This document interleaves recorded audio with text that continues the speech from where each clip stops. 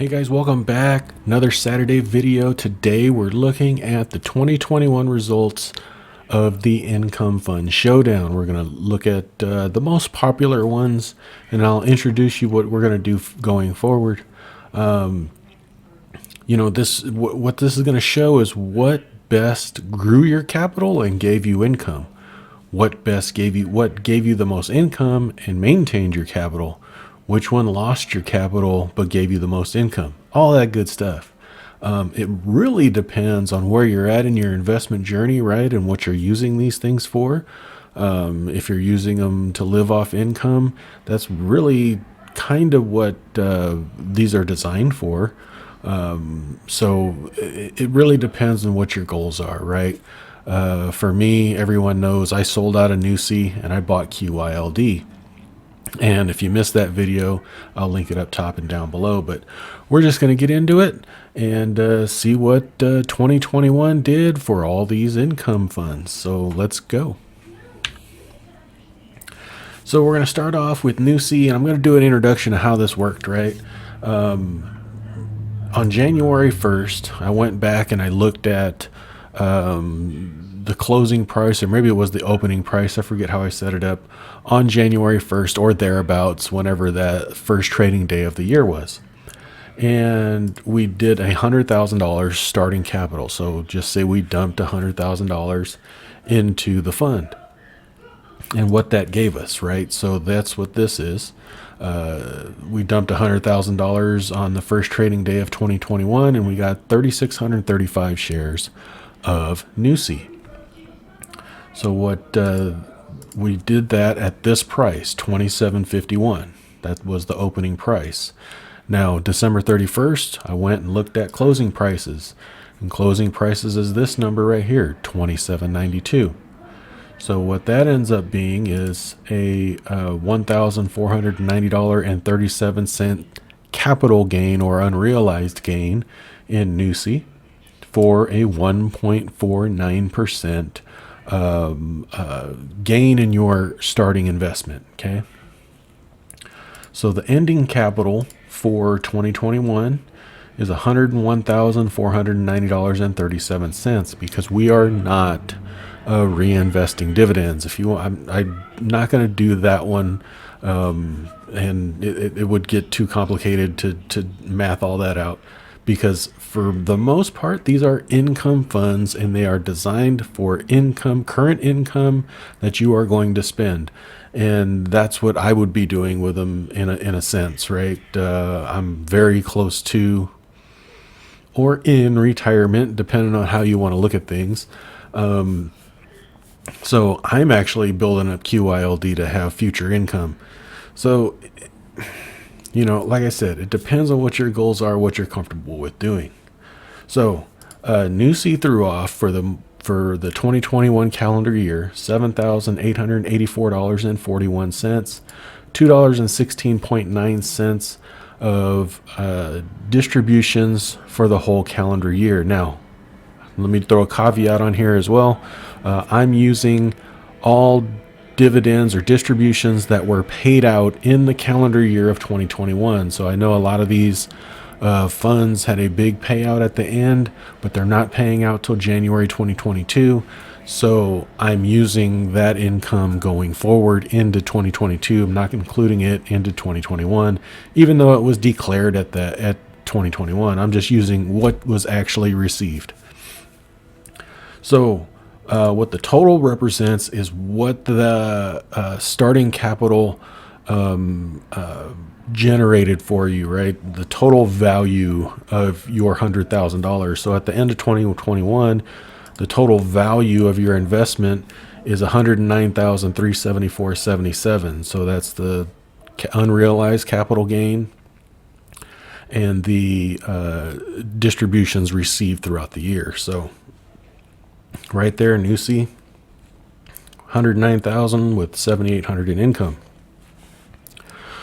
Moving over to JEPI, did the same thing. On January 1st, it was $55.74. And then December 31st, it was $63.19 for a capital unrealized gain of $13,365. So 13% increase there. And then the ending capital, of course, 113,365.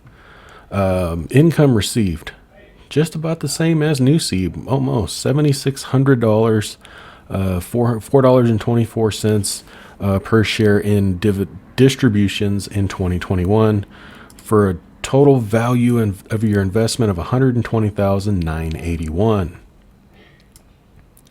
So let's move on over, and we got next is XYLD. January 1st started at $46.40, ended 2021 at $50.51, for a total of $88.57 in unrealized capital gains.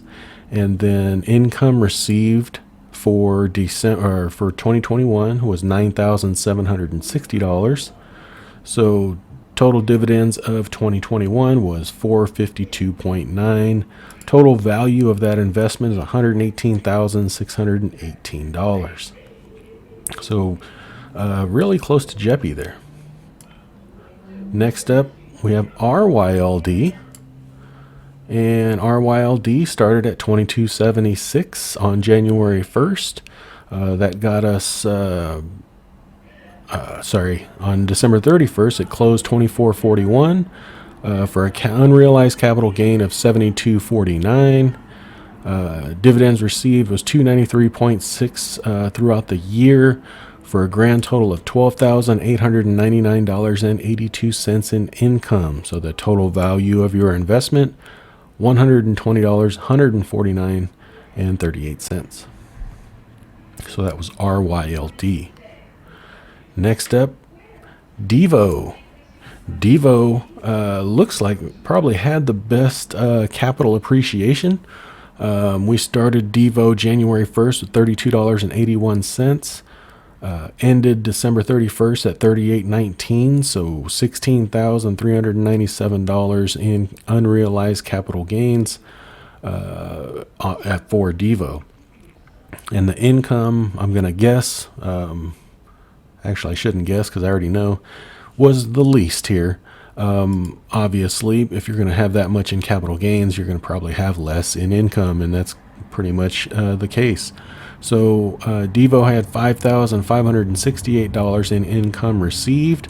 So your grand total value for your investment, $121,965. Next up, we have QYLD, one that I had started getting into at the end of the year. So we started out January 1st at $22.85 and ended December 31st at $22.19. Now that was mainly because that capital gain dropped off in December, so that's kind of why that went down. But you'll get that back in January as far as a payment is concerned. But anyhow, you lost $2,888 in the calendar year of 2021 for a 2.89% loss, but you gained $11,295.40 in income for the year of 2021. This doesn't include those cap gains like I mentioned earlier. So you got grand total of your investment in QYLD is $108,407. Now, last but not least, this was thrown in here as a spoof kind of a thing, just to show you that don't rely on high yields, especially ultra high yields, because SLVO started out. Someone was pounding the table on me on one of these videos. I forget when it was, but to go with SLVO because it had like a 30%, 35% yield. And I thought, there's no way I'm touching that thing. And here's why. Look, on January 1st, $6.69.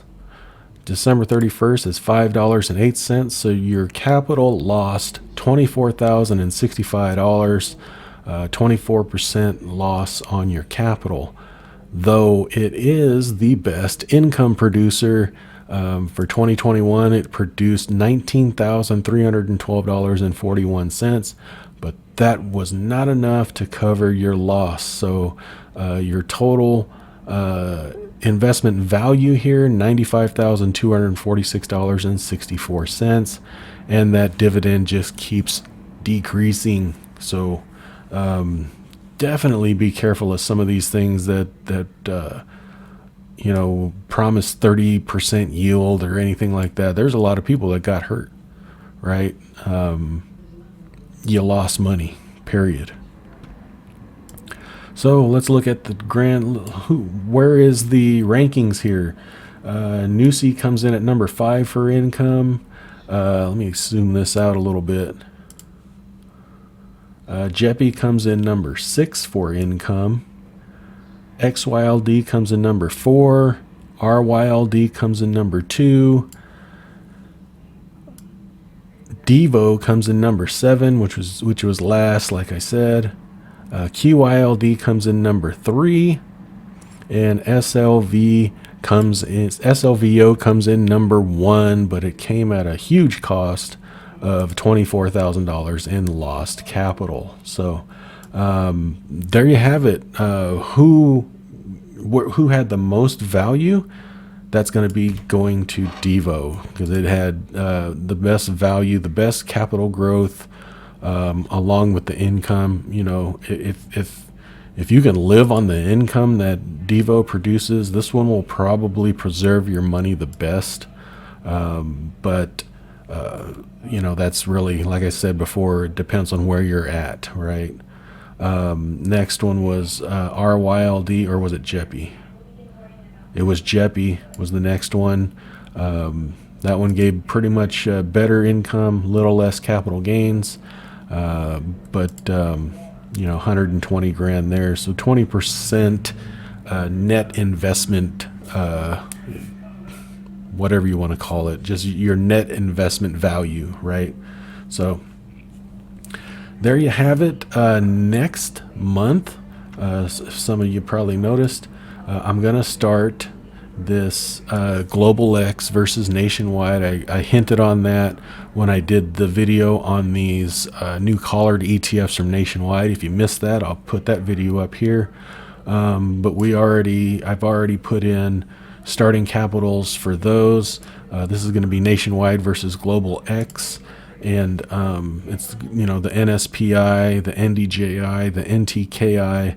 I'm going to throw NUSI in here as well, even though it's in the other one. And then against the Global X, XRMI, and QRMI.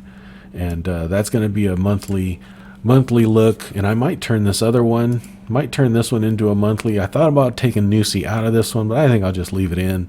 It's easy enough to do. And we're just going to continue with it. Right. Well, we might do this monthly as well. So that's all I have. Look forward to next month with the Nationwide and Global X one. I think that one would be interesting, because that'll show whether an actively managed strategy such as the Nationwides will outperform or underperform the passive nature of the Global X fund. So I think that'll be awesome. I'm not sure exactly which week this video is coming out, so you've either already saw my net worth update or it's coming next week. So I hope you guys enjoyed. Have a great weekend, and we'll talk to you later. Thanks. Bye-bye. I am not a financial advisor. The information contained in this video is for entertainment and informational purposes only. It is not intended to be investment advice. Please seek a licensed professional for any investment, tax, or legal advice. Thank you.